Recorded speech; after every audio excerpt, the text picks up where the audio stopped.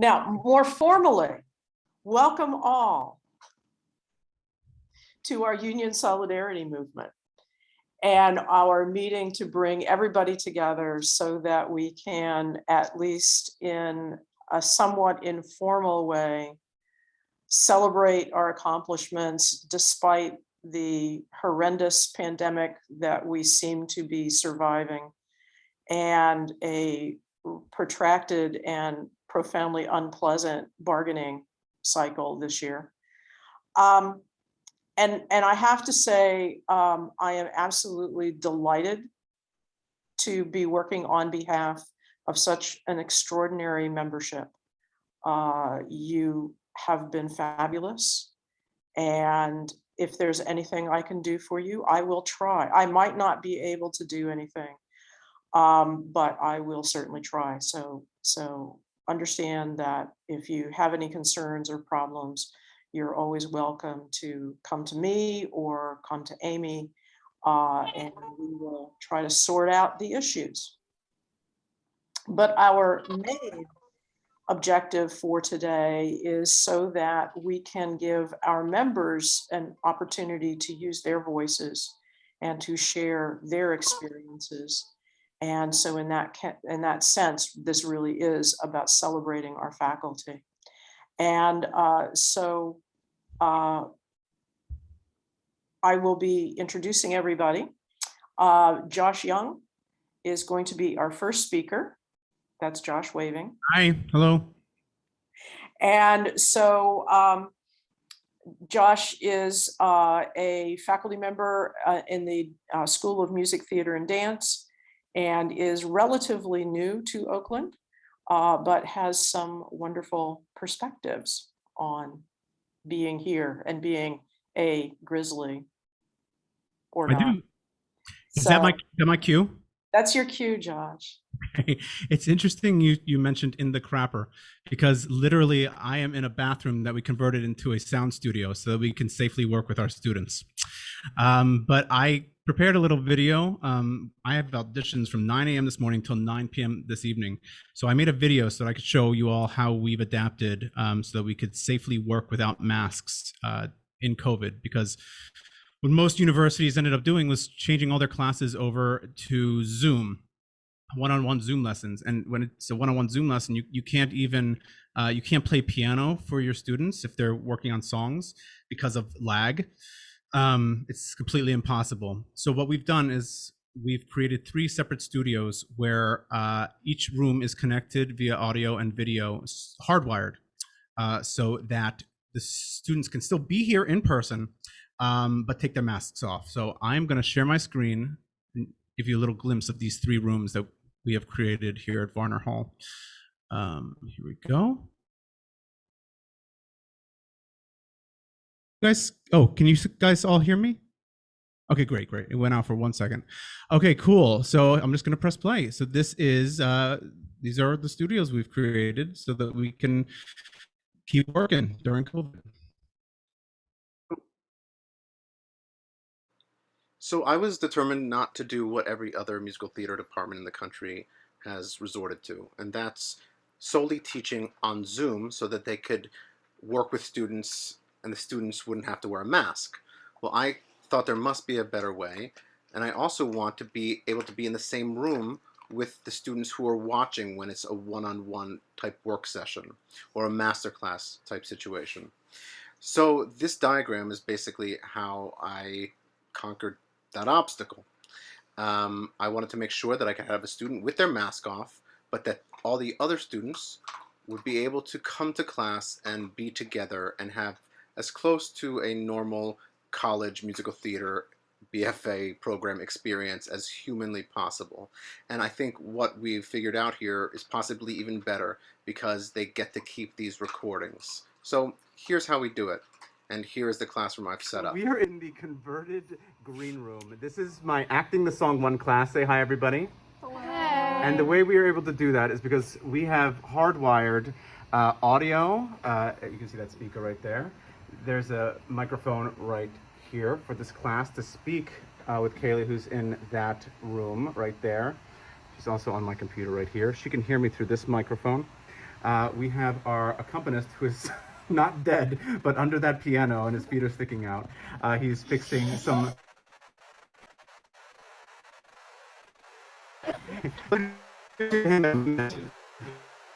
I will show you how this works. So we have hardwired all of this technology down along the floor here, across the hallway, to what is normally, there's the wires, to what is normally our makeup room.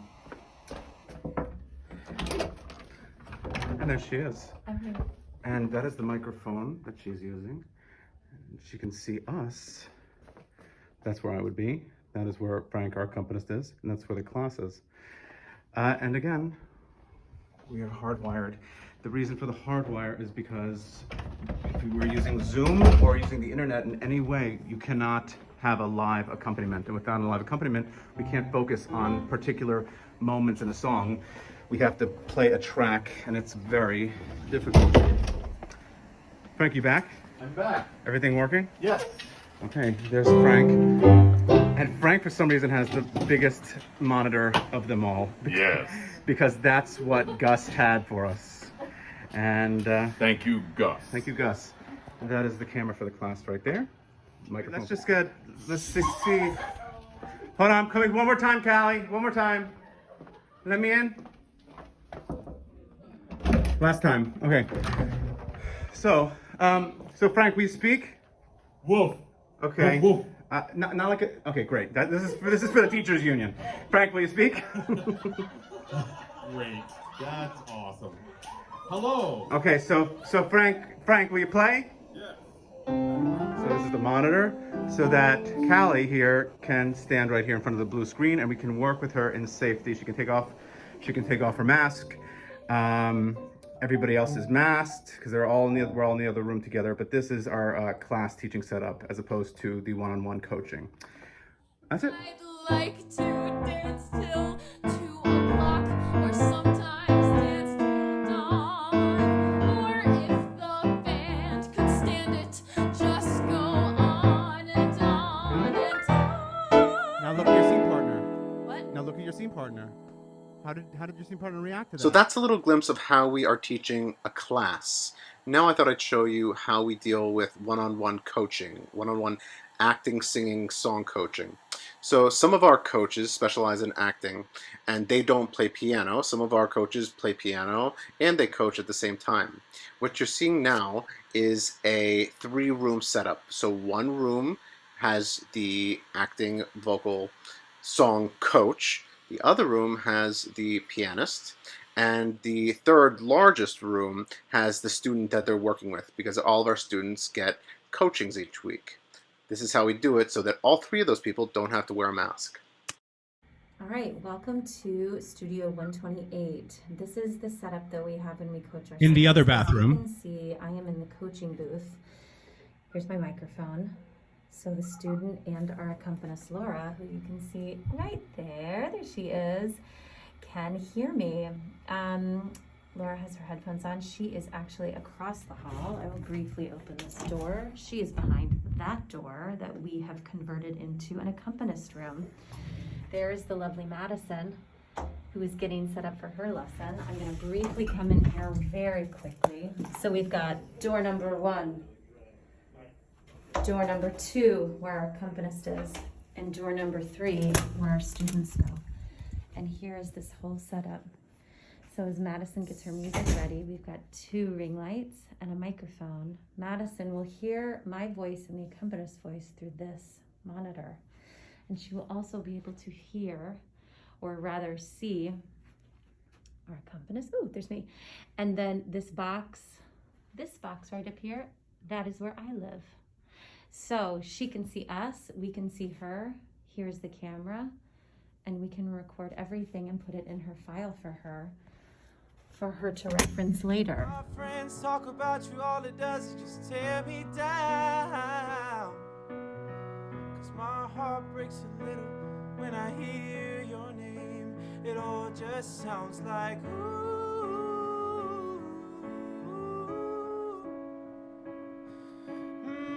Too young, too dumb to realize.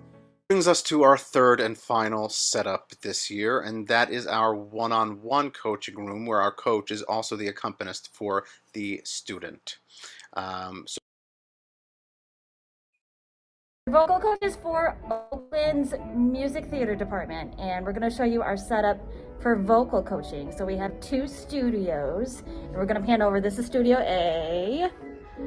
This is where the coaches go in. So that's where Alyssa's going to be. Alyssa's going to be the coach, and behind me is Studio B. Basically the same type of room.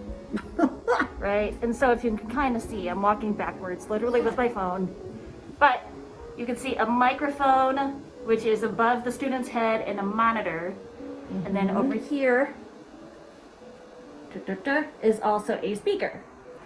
I'm able to hear Alyssa in real time, and Alyssa is able to see me in real time. So I'm going to turn my camera here if I can. So yeah, so literally I will just hit start recording right now. So, and now we're going, right? And it says stop recording whenever you want to stop it. Right? I'm not afraid. And I hear the call Okay, of that's it. adventure, and I hear the ringing in my ear. Can you guys hear me? Am I back? Okay, so that's what we did. So that's how we've managed to keep working through all this. It's the only way that you can accompany a person is to have this hardwired setup. I think we're very unique in having that. I don't know anybody else, any other universities that is actually doing that. So I think the students, I think they don't feel like they're missing out on anything despite all the challenges that we're going through. And like I said, it's cool that they get a high definition video after every class and coaching. And that's all I got for you today. Well, Awesome. that is pretty fabulous. Thank you. Thank you. Thank you. It's just, I am constantly surprised by the extraordinary imagination of our faculty. And you have blown my mind. Thank you so much. My pleasure. for Thank you. being Thank you here. very much. Thank you. Thank you very much. Okay, we will continue. And because there are lots of people who have done wonderful things and have wonderful things to say to us. So Megan Schoen, who is in the College of Arts and Sciences Writing and Rhetoric Department. She's also relatively new to Oakland. She's an assistant professor. And Megan, you're not on my screen, but that doesn't really mean anything. Hi, I'm here. Thank you very much, Karen, for the introduction. And Josh, that was amazing and very hard to follow. So Amy has asked me today to speak on behalf of 2 faculty groups. First, younger faculty raising children at Oakland University during COVID, and also the Department of Writing and Rhetoric faculty teaching in the first-year writing program, which I direct during COVID. So I'm going to start by talking a little bit about faculty teaching with young children during the pandemic. As many of you know, I gave birth exactly a year ago to twins on October 13th, 2020, as inconvenient a time as physically possible during the middle of the semester. And not just any semester, but my first full semester teaching entirely online at OU during the pandemic. And while I was also directing Oakland University's first-year writing program, trying to support many other faculty who are also teaching fully online for the first time. It goes without saying that this was one of the most difficult and challenging semesters of my time as a faculty member. But I certainly wasn't unique. Across Oakland University, full-time and part-time faculty were raising children while working last year, offering new course formats, and laboring without childcare due to COVID. The balance of work and family, always a challenge for parents, even in the best of times, was absolutely overwhelming for us. But throughout the university, faculty rose to this challenge and continued to care for our students as we also worked to care for our own families at home, balancing a laptop on one knee and a child on the other in many cases. The extraordinary effort of completing our professional responsibilities while also raising children and a terrifying time to be a parent took its toll. But we persevered because of our commitment to OU, our colleagues, and our classrooms. The second group that Amy asked me to talk about today are faculty in my own department, which is the Department of Writing and Rhetoric, who teach in the first-year writing program that I direct. The first-year writing program offers introductory writing courses for first-year students, including the Writing Foundations requirement in the university's general education program. We teach nearly all first-year students who come into Oakland University, hundreds of sections every semester, thousands of students every year. Among our faculty in our department, we have around 30 special lecturers teaching in the first-year writing program. Similar to faculty who teach in other large general education programs throughout the university, our faculty are in many ways the face of Oakland University to our incoming students. And we work hard not only to help acclimate these students to college level writing throughout the content that we teach, but also to make OU feel like a welcome, supportive place to successfully complete their undergraduate degrees.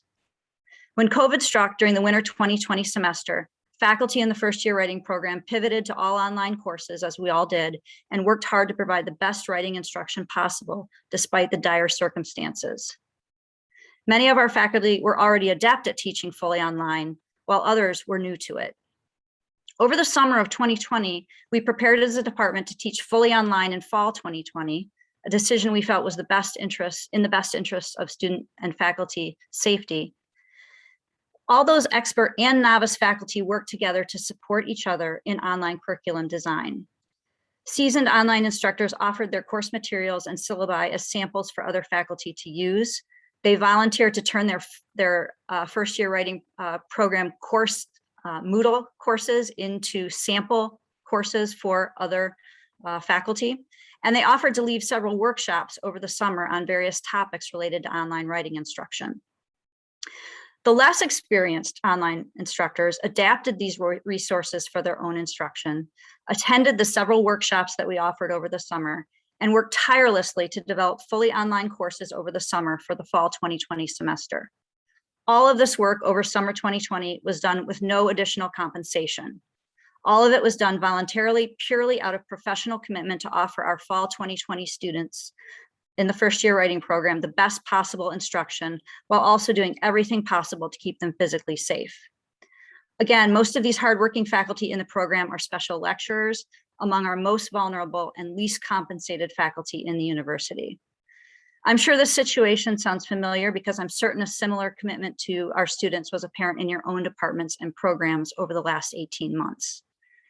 Both of these groups represent the profound professional integrity and institutional commitment demonstrated by our faculty during the COVID crisis.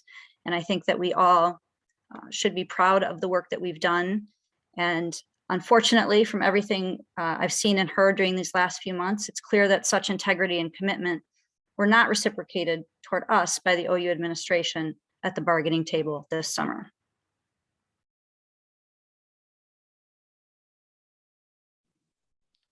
Thank you very much, Megan. We really appreciate, I mean, it's just so much work that you all had to do to be able to make that pivot is just very impressive. Our next speaker will be Rebecca Cheesem. She is in the School of Health Science, and she is in the Program for Public and Environmental Wellness, and she's an associate professor. Hi, can you hear me okay? Okay, great. So when Amy asked me to speak at this event, I was honored and flattered, and I also really wanted to support it. It's my opinion that this event held on this day at this time is really important. So I thank you all for being here. And then Amy told me to discuss my personal and professional COVID experiences in about 5 minutes. And to that I say, I will do my best. So like most of us, my COVID experiences started in March 2020 when Michigan shut down. I was a newly tenured faculty member enjoying my much awaited sabbatical, right? But for me, recalling that time brings up memories of having chest pain, shortness of breath, and extreme fatigue. I ended up in the ER because frankly, I thought I was having some sort of coronary event. Fortunately, my heart checked out okay, but the doctor peeked her head in the room, clearly afraid to come anywhere near me, and said, "We can't test you because there aren't enough tests, but we think you have COVID. You need to isolate." So I did. I isolated from my husband and my 5-year-old daughter for 11 days. Eventually, I did get the COVID cough and the fever and other unpleasant symptoms we won't go into. And eventually the fever broke and I rejoined my family. But I did not fully recover for 10 months. This was really confusing. It wasn't until about 3 months in that I heard the term long hauler and realized that was probably what I was. During this time, like many of us, I powered through. My husband and I juggled our young daughter who was home while we worked. I worked on my sabbatical project, and then when summer came, I resumed my program director role and worked on that. In September of 2020, I started my new role as department chair, just as my daughter started virtual kindergarten. Now, those of you who have been a department chair can probably relate to the fact that there was a pretty steep learning curve. This was made more challenging by my virtual reality. Instead of opportunities for informal questions or mentorship, every time I was uncertain, which was frequently, I had to schedule a Zoom consultation. This left me overscheduled and overwhelmed. But I wanted to serve as department chair because there were things I wanted to do in my department. A lot of those things centered around supporting the faculty, nearly all of whom were untenured junior faculty. So I had many meetings with my department's faculty members, and through these meetings and other conversations with other OU faculty, I found a common thread. Everyone was experiencing various challenges, but everyone was steadfast in their commitment to their students. They were pushing through, serving students, serving the community, and even managing to do some scholarship, all despite the odds. So flash forward to April 2021, and you are not even going to believe what happened then. On April Fool's Day, the day before my first COVID vaccination shot was scheduled, I tested positive for COVID. This time, my whole family had it and had symptoms, but thankfully we all recovered within a couple of weeks. So the end of that semester, I taught class with COVID, I graded with COVID, and I attended meetings with COVID. And some of those I definitely should have skipped because I had a fever and it did not go well. But I was still pushing through. So this summer, when contract negotiations started and Oakland proposed cutting our benefits so drastically, like so many of you, I was sad, angry, and felt betrayed. But what was even worse to me was when the university put out communications that, in my opinion, were designed to pit the students against the faculty. I was irate. How could they even try to erode the students' trust in us? This trust is so central to the university's mission of teaching. But here's the thing, it didn't work.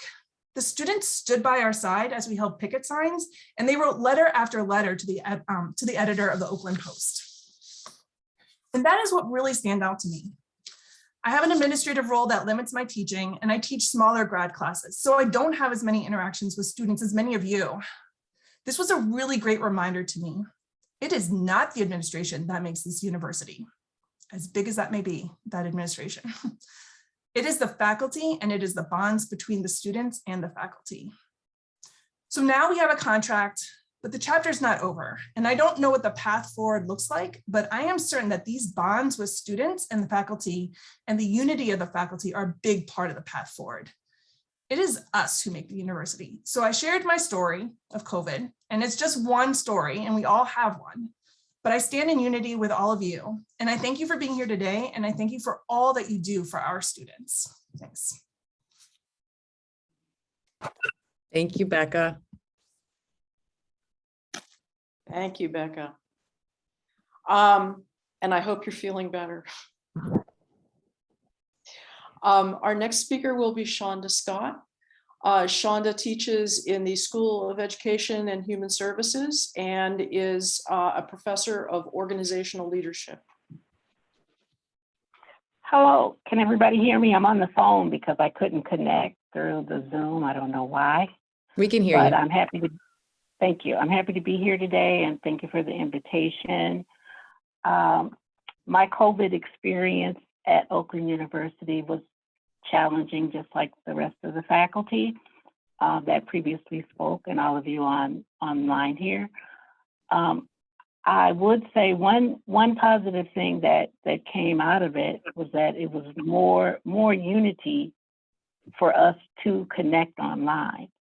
So I really appreciated that. I know myself, I have the Diverse Voices Conference, which is a student conference offered every year. It's in its 20th year, and it's usually in person at the Vernon Recital Hall. And so, you know, I really wasn't gonna, you know, try to put it online because I was not that, you know, expert in putting it online, but one of my colleagues, Dr. Bill Solomonson, volunteered to help put it online, and it just really turned out to be an awesome event. We had over 100 people. So I would say that the unity among the faculty was strengthened because people stepped up and helped each other. I know I teach cultural diversity in the workplace. I usually teach lecture courses. I'm online now, and I had to find new ways to engage my students, and I've surprised myself of how, you know, my students are really learning until I'm moving forward to do a study about their learning in the class.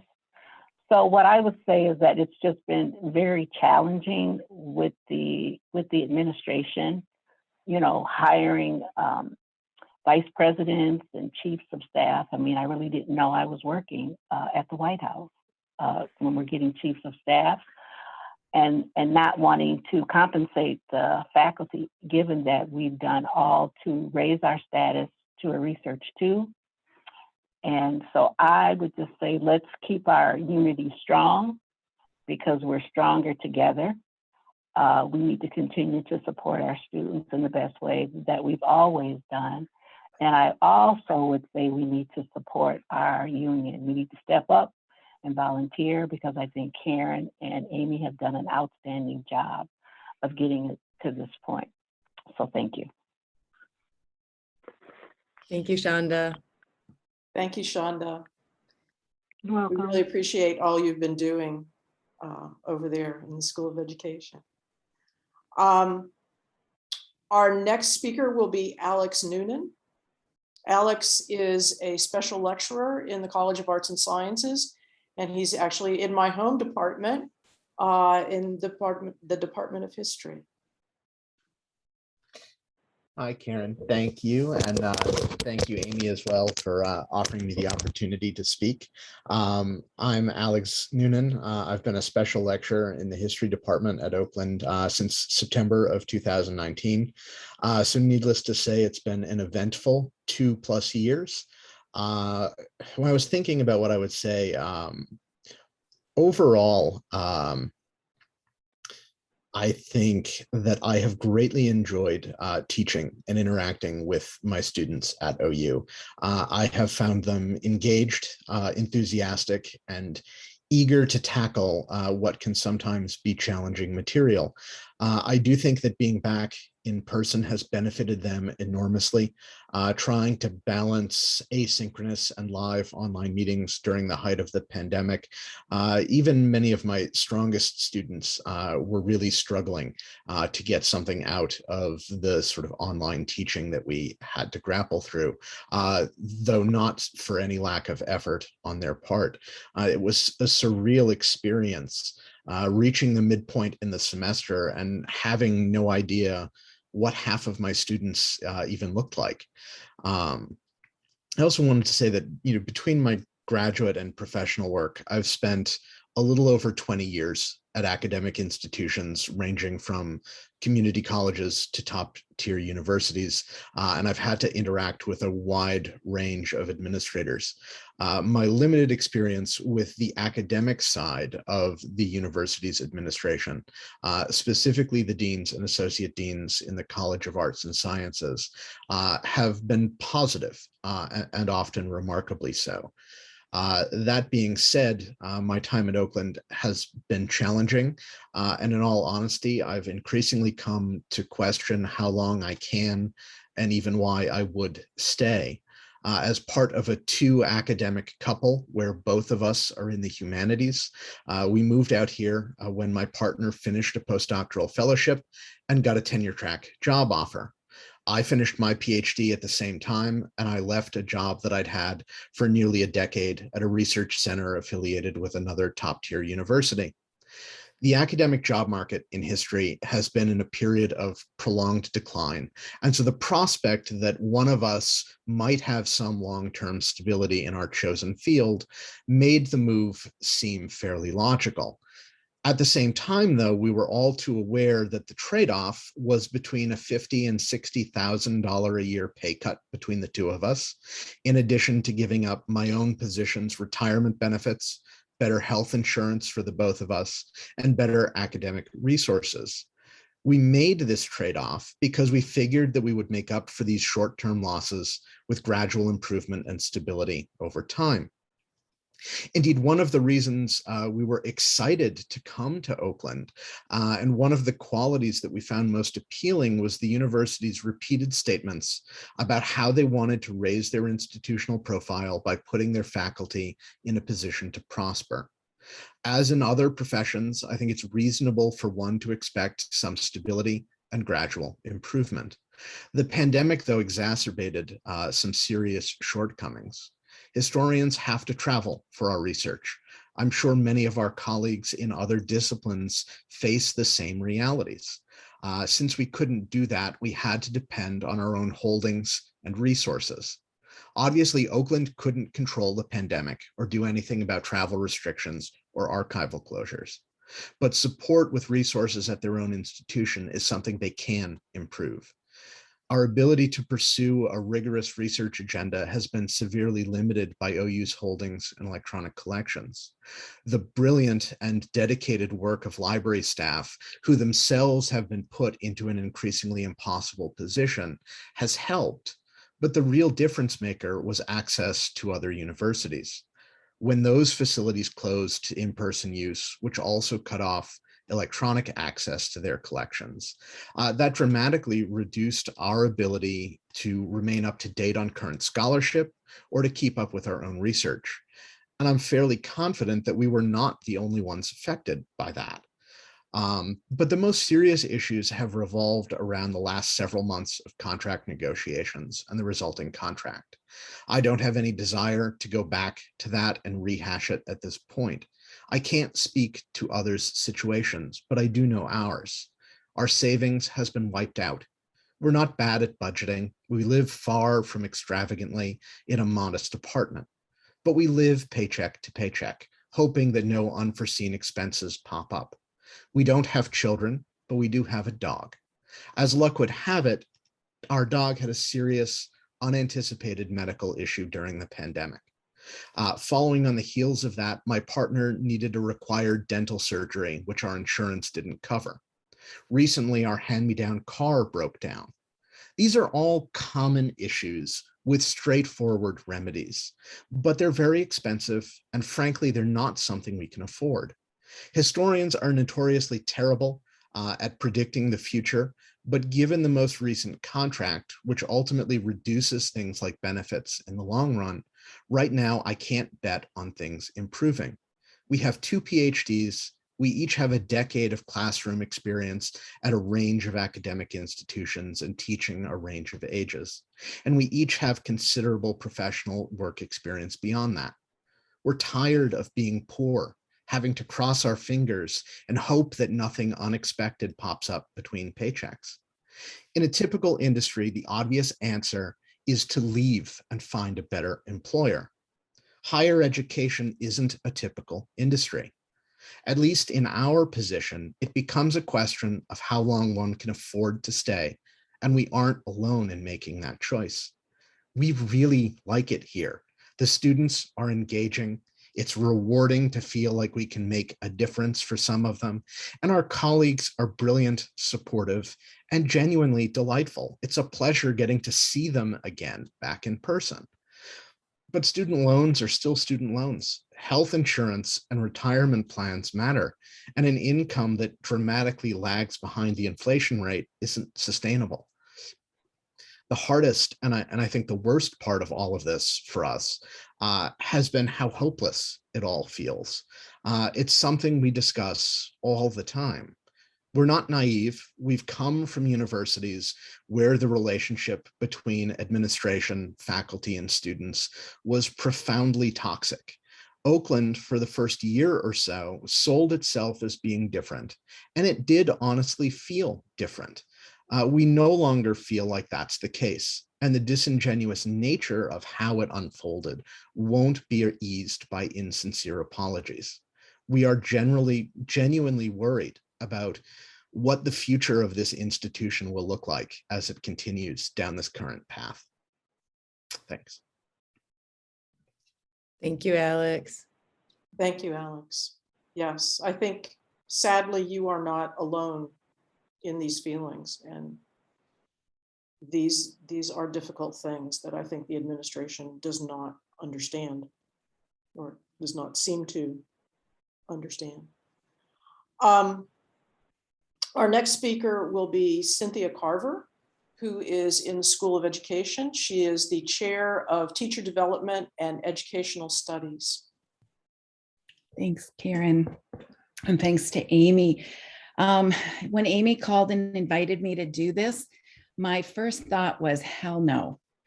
I have so much respect for all of you, and I thought there is no way my story could possibly add to this larger fabric that is being woven and displayed today. But I'm going to take a chance that maybe my story does resonate. And I'm going to share a personal story personal professional story, as opposed to all the amazing work of my amazing colleagues across the School of Education that ensured, so this here's my plug for all my colleagues. We have 700 teacher prep students, most of which are in our initial CERT program. And every single one of them was in a field placement last year. And that isn't true across the country or across the state in most teacher prep programs. So I work with amazing people, and we didn't skip a beat. We worked twice as hard and we got the job done. But the story I want to tell is one that is just my own personal transformation through this whole process. So as Karen mentioned, I'm chair of our department. This is my 5th year as chair. Ever since I was a little girl, I was known as the compliant one who got A's and did everything I was ever asked to do. I'm a big believer in collaboration and let's work across the aisle. I was in leadership preparation for a real long time. And although I've never been a school principal, I study teacher leadership. And I've been a long believer that if teachers are going to affect change and fulfill a leadership role and have influence, they're going to have to find ways to work with their administrators. And I think I lived that out in my work, and I hope I continue to do that. But my eyes were opened with this set of contract negotiations in a way that I can't turn back. So as I've mentioned, I've been in the education field. I started as a high school teacher. I've therefore been a member of a union my entire professional career, starting in my early 20s. And I haven't always been a real, I haven't been the best union player. I paid my dues, but I didn't go to meetings. I didn't get involved, didn't pay much attention. And sometimes I didn't even support the work of the union because it didn't feel like the union was always working for me.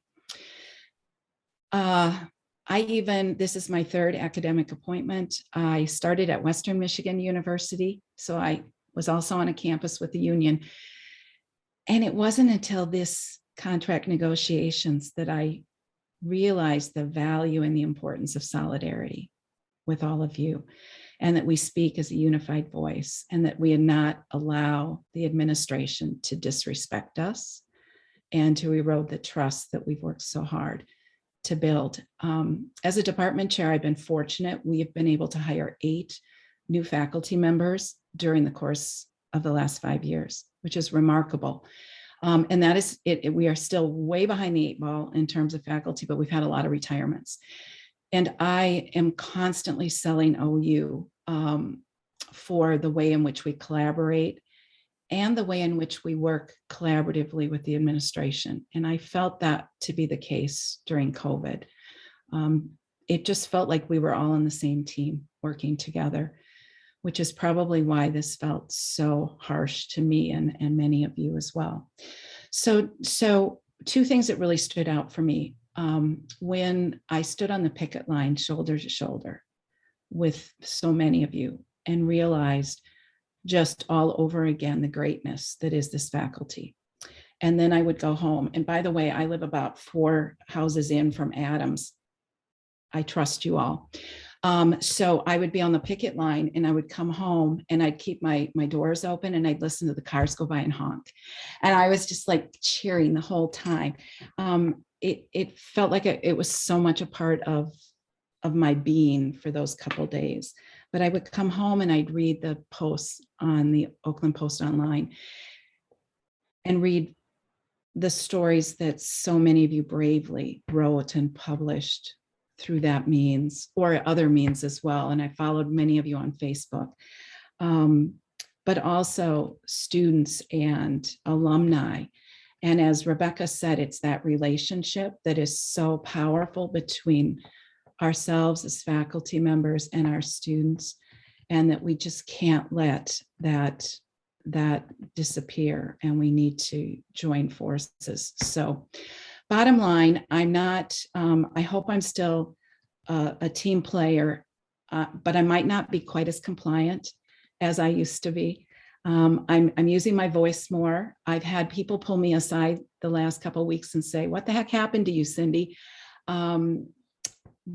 But it's really important that I stand with all of you. And I think I'm just going to end by sharing that the last few years, some of you who know me know that I've been really toying with where's my career going to go? I'm at the end of my career.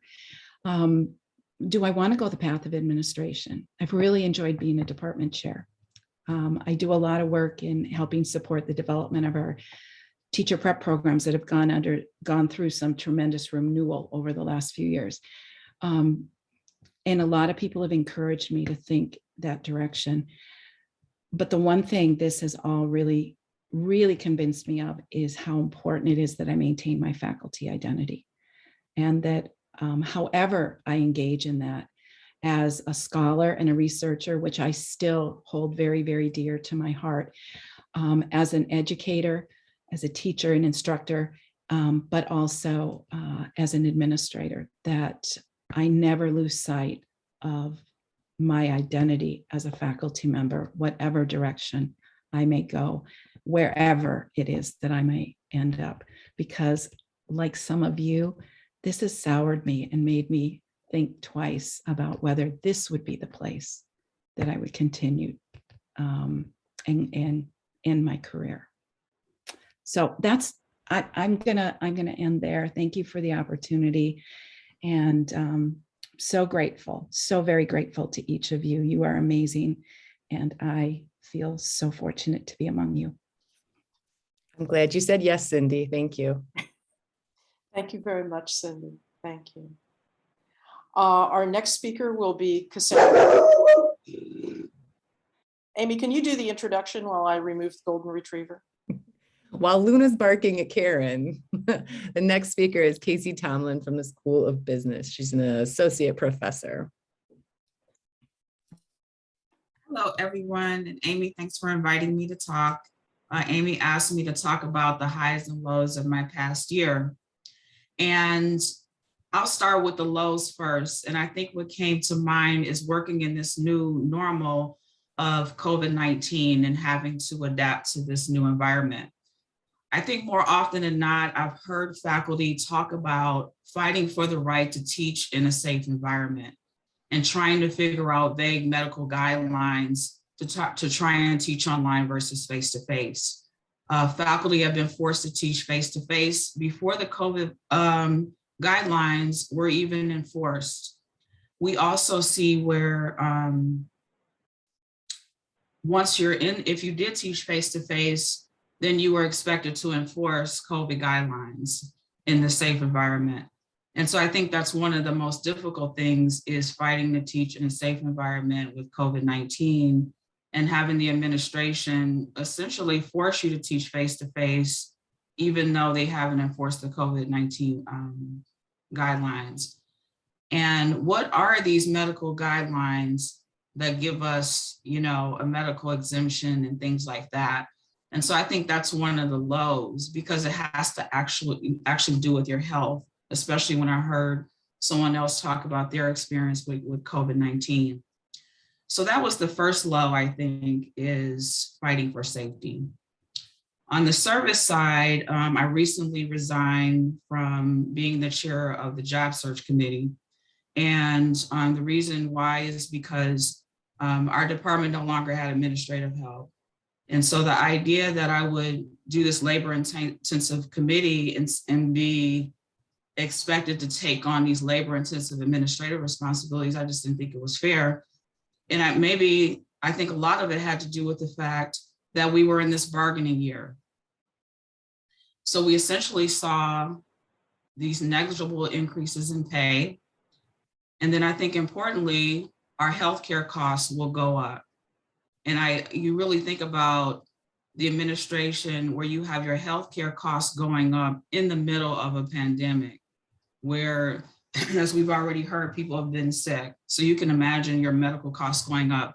I hear people with children and the difficulties that they face. And I saw the sheet that Amy emailed about how your healthcare can go up. And I said, wow, if you were a family of 4 and you look at that monthly cost, it's just extremely high. So you think about the negligible increase in pay, the increase in your healthcare costs. So essentially our purchasing power is going to fall. But yet time and time again, the administration asks more of us at the same time. And so that is one of the things that I think that's hard to deal with. And so I think that the saving grace has been kind of the positive, which is where I was able to have time to convert my courses to an online environment, to adequately prepare, and importantly, to interact with my students again. And even through everything, my students are very engaged. They're producing good work, and also being able to talk about economic policy, given the adversity in our political climate right now. And it's amazing that when you teach students about the humanity about economic policy and bells go off, that there's more to it, then I think that's one of the things that's truly been one of the highs of my year. And so I just plan on staying focused on that and standing up for myself when it comes to service, because they still expect the teaching and they most certainly expect us to produce research. So thank you for letting me speak. Yours in solidarity. Thank you. Thank you, Casey. And our last speaker today is One second, Karen, can I interrupt you just 1 second? Just because I Please know do. I just really quickly, I just wanted to say, in case people have to shoot away, in case they have classes at 3, that I know we wanted to do something in person and it's really still just not feasible for our big group. But some of us are going to go over to Red Ox at 4 o'clock today. So if anybody's around and wants to wander over there after they listen to all this and need a little drink to decompress, some of us will be over there. So now you can introduce our mic drop. Okay, yes, beer might help. Beer never really hurts. Our last speaker will be Lori Ostergaard. She is a professor in the Department of Writing and Rhetoric, and she was also a member of the bargaining team that managed to suffer the extraordinary inanity of the opposition's side during the negotiations. So, Lori? Well, first of all, thank you all for your stories. And Amy asked me to talk a little bit about what happened at the bargaining table. So I apologize, this is going to be hard. So at the bargaining table, Oakland repeatedly referred to this nonprofit public university as a business. And they insisted that management needs the authority to right-size departments, set teaching loads, and dictate how courses are delivered. Oakland refused to even consider across-the-board raises for this contract because according to Oakland, you don't get a raise just for doing your job. So let's set aside the issue of the rising cost of living. According to Oakland, you have to do something extra for a raise, something extraordinary. Maybe, like me, you thought that what we did during the pandemic was extraordinary. I think these stories show that. We worked like mad on an emergency basis to move our classes online. We worked overtime to figure out how to keep our programs running. We took on new roles with our students as social workers, tech support, and grief counselors. We took on a lot of anguish to keep this institution working, and we didn't take a raise during that time. Maybe, like me, you thought that what we did was extraordinary, that it was something extra, and that it was at least deserving of an across-the-board cost of living raise. Oakland bitterly disagreed. So goal 3 of this university's 4 strategic goals seems most appropriate to our work today. That goal reads, Oakland University will strive to become a leader in serving the needs and aspirations of our communities and region.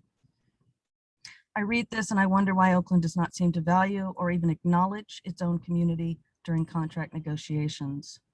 Why does Oakland not seem to concern itself with the needs, aspirations, and well-being of the members of this community, of faculty, student workers, CTs, custodians, and others?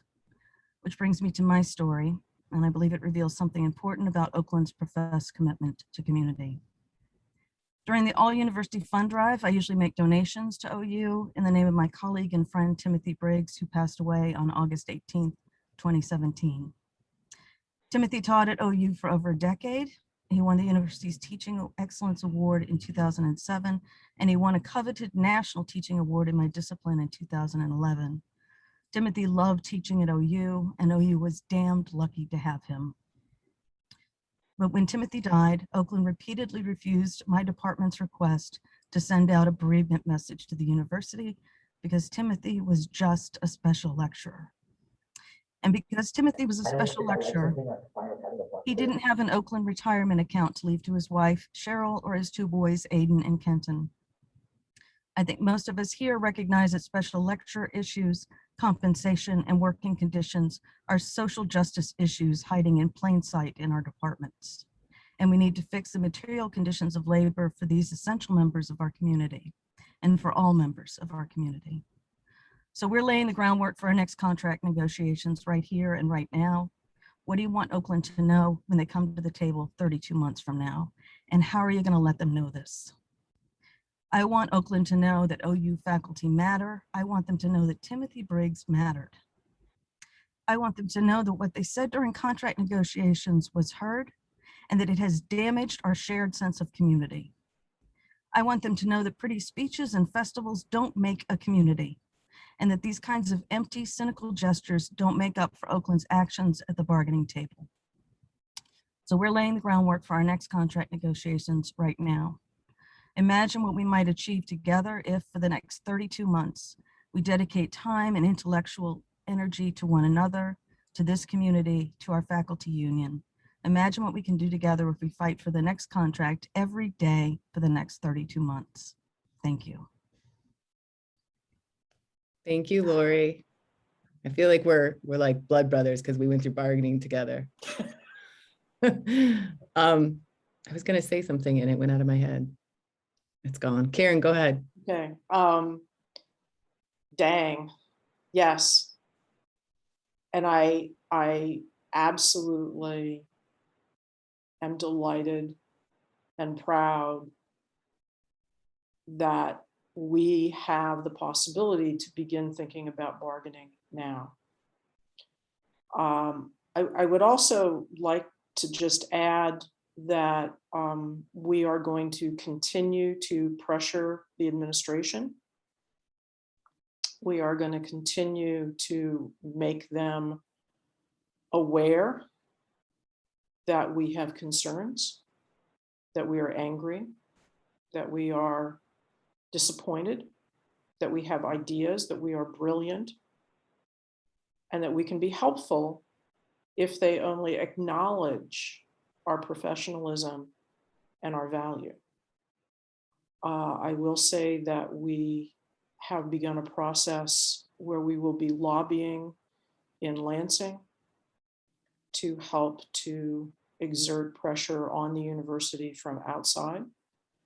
And we will certainly be working with the other unions on campus in an effort to organize all of the union members, be they CTs or custodians or policemen, to try to come up with a singular response to the administration in their unwillingness to acknowledge our value. Just a quick plug for next week. We do have general membership meetings next week. And we do have the open enrollment meetings with Eric Herpich on Monday and Tuesday.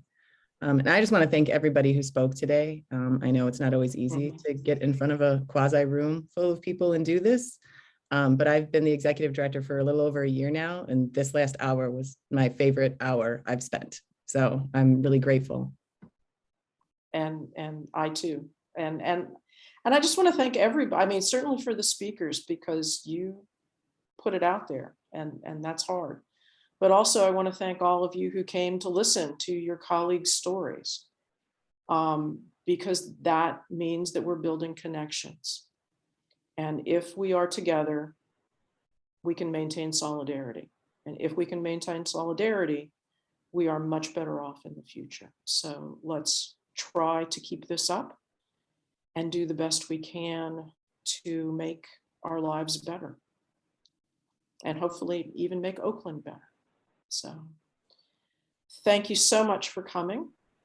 And I will not be at Red Ox, but for those of you who are planning to go, have a good time. For those of you who are planning to do something else, I hope you will have a good time. Have a lovely weekend.